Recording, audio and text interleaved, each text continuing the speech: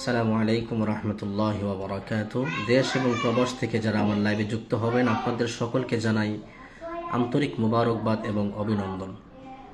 আপনারা যাকে লাইভে দেখছেন তিনি আমাদের সরাইল থানার একজন গর্বিত সন্তান, হযরত মাওলানা মুফতি আবু ইউসুফ রৌফি, প্রখ্যাত ওয়াইজ। আলহামদুলিল্লাহ অত্যন্ত ভালো ওয়াজ করেন। তিনি অত্যন্ত ভালো ওয়াজ করেন এবং বড় বড় আলেমদের সাথে তার ভালো সম্পর্ক আছে। আলহামদুলিল্লাহ তার একটি বাচ্চার সমস্যার কারণে সে আমার সাথে যোগাযোগ করেছিল আজকে থেকে কয়েকদিন আগে। তো তার বাচ্চা অনেক কান্নাকাটি করতো, দুষ্টমি করতো।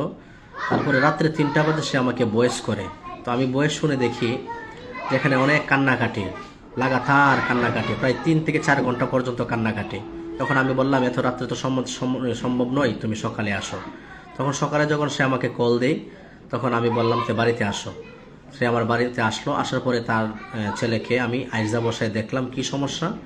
তখন দেখতে পেলাম যে তার উপর জিন্নাতের সমস্যা, জিন্নাতের নজর আছে।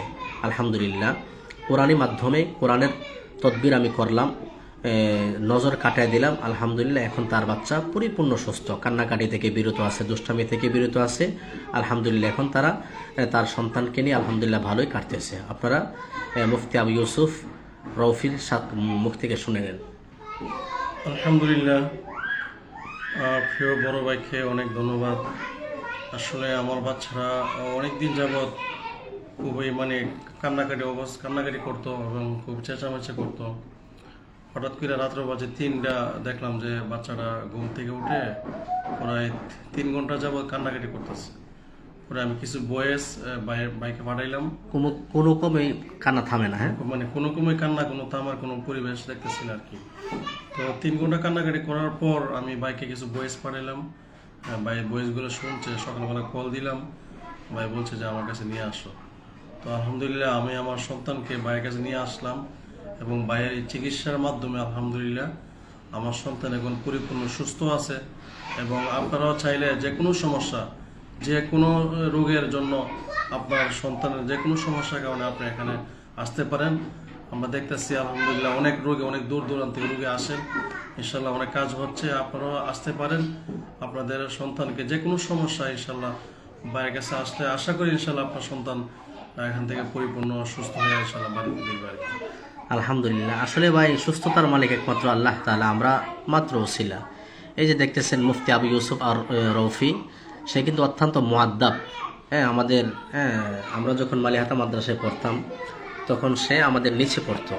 আলহামদুলিল্লাহ অত্যন্ত মুআদ্দাব এবং ভালো আলেম। সে এক মসজিদ ইমামতি করে না, মসজিদ ইমামতি করে। আলহামদুলিল্লাহ আমাকে রোগীও দেয়। আলহামদুলিল্লাহ দেশ বিদেশ থেকে আলহামদুলিল্লাহ আমি রোগীর চিকিৎসা করতেছি এবং সফলতা হচ্ছে। এই সফলতা দেখেই ইউসুফ আসা, ঠিক না? আমার সফলতা দেখেই সে তার সন্তানকে আমার কাছে চিকিৎসা করাইছেন।